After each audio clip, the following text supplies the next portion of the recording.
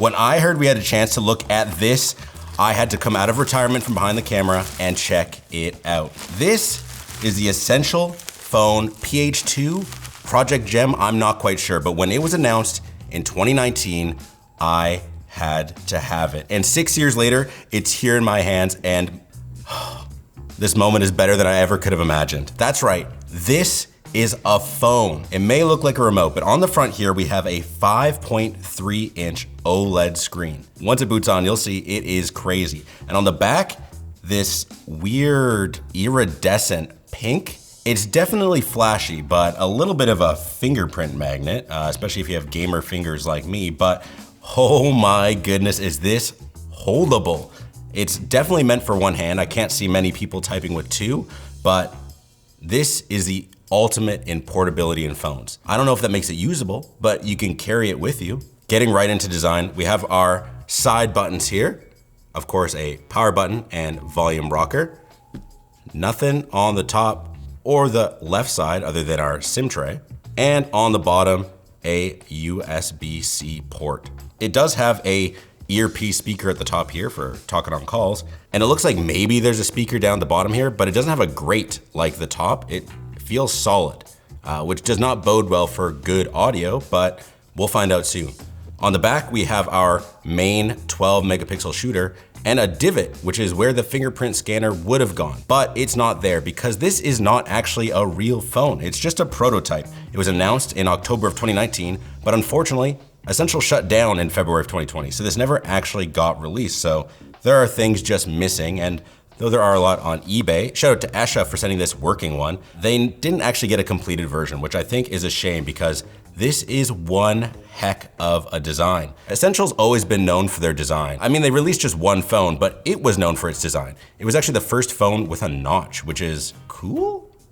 I don't know, it's pretty controversial at the time, but I was actually an early adopter and got it on launch day in Canada because I thought it was incredible. And let me tell you, I would have been here for day one too. But this isn't just a crazy look for the sake of being crazy.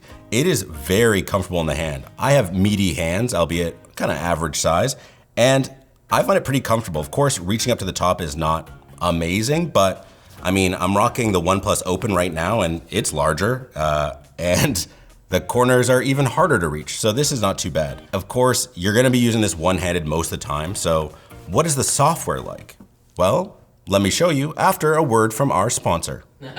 NYXI. Their Flexi controller is not the kind of one you would want to pass off to a friend when they come over to game. Nope. You'll want to keep this one all to yourself. It's got Hall effect joysticks, Hall sensing analog triggers with less than 0.1 millimeters of sensing distance, and a 6-axis gyroscope. But the most unique feature is that some of the buttons can actually be swapped around so you can use the layout that you're most familiar with. It's also got near universal compatibility with Bluetooth, a 2.4 gigahertz dongle, and wired connection options. So don't wait, pick one up for yourself today using our link in the video description. All right, we're in, and this is pretty crazy. It looks a little bit like a Windows phone, like it's kind of tile-based.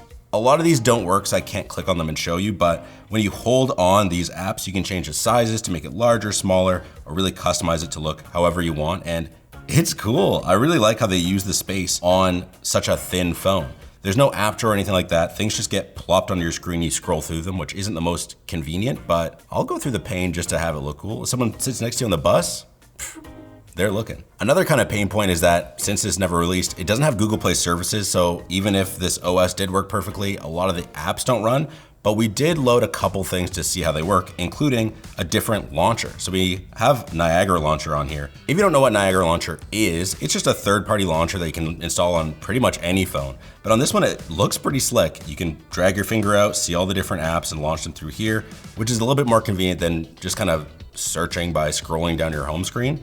It's pretty impressive how it can adjust to such a weird screen resolution. And talking about that, let's talk about specs of the device. There isn't a whole lot about this online because it never came out, but I found an app that'll kind of tell us everything we need to know. Like I mentioned, this is a 5.3-inch ultra tall OLED screen. It's 2160 by 560. I don't know what aspect ratio that is, but it's a weird one, I'm sure. And it's 90 hertz, which you can't see, but it does feel great. And powering this, we have the AArch 64 Revision 14, and the GPU is at Adreno 618. And in this little body is a 1000 milliamp hour or 4.1 watt hour battery. I haven't been using it a ton today. I did some setting up beforehand, but we're at 67% battery.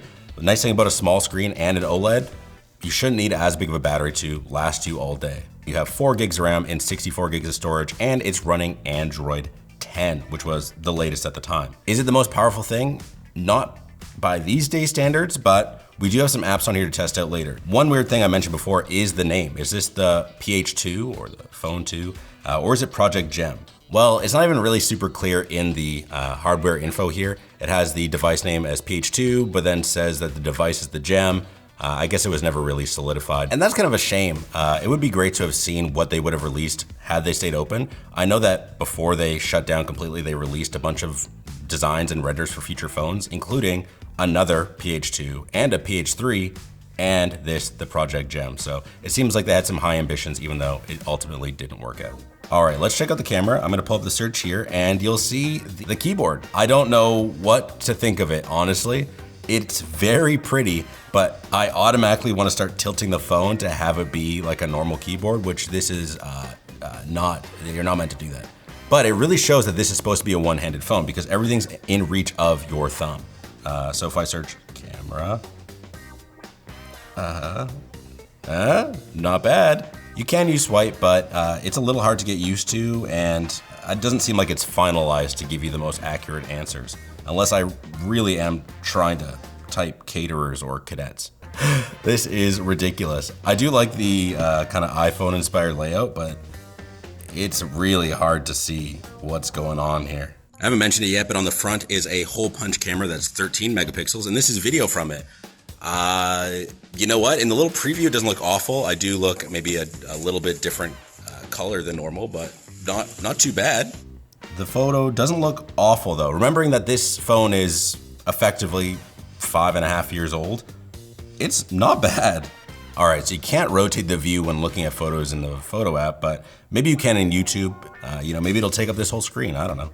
I gotta say, even getting to the video, you can see a lot of different content here. This is convenient, but how about a video itself? That's definitely a way to watch a video. You can scroll, it'd be convenient for going through the comments, but can I rotate? Oh baby, here we go. Oh yeah, that's more like it. You can hold it comfortably, you're not covering the content, and it looks pretty good. It does have HDR10 and HLG support, and it's 320 DPI, so even though it's tiny, it still looks really sharp, which is impressive. How does it sound? It's Super 35, which is very standard for cinema. That is rough. It is only coming out of the earpiece, not the bottom at all, so it's very uneven. I guess let's see what Crab Rave sounds like, but I am not hopeful that this has any sort of bass whatsoever.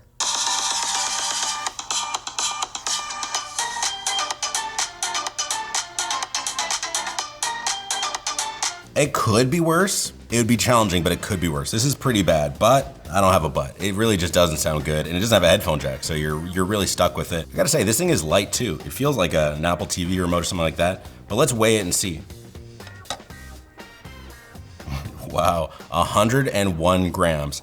That compared to the OnePlus Open that I use daily is probably a huge difference. Yeah, 251 grams. This is a lot easier to carry and fits in your pocket way easier. Look at this. It still might not fit in women's pockets, but it has a better chance. As an in-between, an iPhone 16 weighs about 170 grams, so this thing is quite light. But with a shape like this, it's the ultimate doom scroll phone. So let's pull up Twitter and see what it actually looks like to scroll your life away. Oh yeah, this is life. This is sweet. You fit so much info on there, and I'm somebody who loves setting their font to tiny, so it is perfect for me. Look, I can almost read that LeBron James stat. I would show you other social medias, but Google Play Services doesn't work and it's rooted, so a lot of apps don't work. But what does work is Kindle. So if you're a big reader, again, maybe this is perfect for you. A little small, but surprisingly readable. You know what? It's not bad, but I know why you're here. You want me to game on it. I've been playing a lot of Balatro recently, so I had to load it up on here and see if it works. As a card game that requires a bit of vertical space, I don't know how it's gonna work since it forces landscape on this phone. Already, the fact that it somehow adapts to this is so cool. Oh Oh man, this is tiny. You can see that it is using the whole space, but the actual play area clearly has some boundaries, and I don't know if this is gonna be super playable. Here we go. That's right, my addiction is fed. Balatro confirmed works on the Project Gem. But what about a more vertical game? Subway Surfers, that's right, the game that you always see on TikToks while someone's talking on a podcast should be perfect for this, I think. I've never really played before.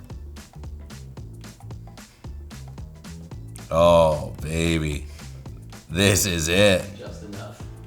This is all you need. Either way, this works great.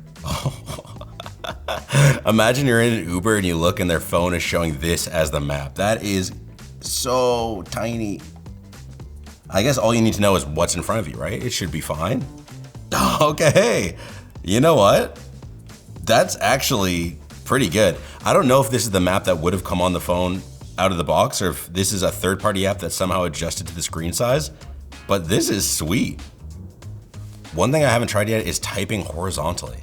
Oh, I don't think that's the way to do it. I'm guessing the idea is that you would still use this one-handed, because otherwise typing two-handed is kind of a nightmare. Yeah, if you're left-handed though, I guess don't buy this phone. Overall though, I'm very impressed. For a phone that never released or probably got very far in development, this works surprisingly well. And as this new dumb phone trend kind of surges on with things like the light phone, the daylight computers, even the remarkable tablets, this could have been a great contender for still having a smartphone while having your usage minimized. I want more weird phones. I've been an HTC Hero user, which had a huge chin. I had the iPhone 10 the day it launched. I had the Essential Phone 1, and I want this so badly. And if Essential could have just held it together a little bit longer, I think they actually could have had a hit on their hands, but as it is today, it's just a cool relic of what could have been. You know what else is a relic to the past? The Nokia 3210 that Linus checked out a while back, so why don't you check out that video? And before you go, like, comment, and subscribe, and let us know if we should try to get our hands on more prototypes and weird phones. And let us know what you think. Would you have gotten this phone? I had been waiting for this forever, and I want to know if this is something that you would have considered.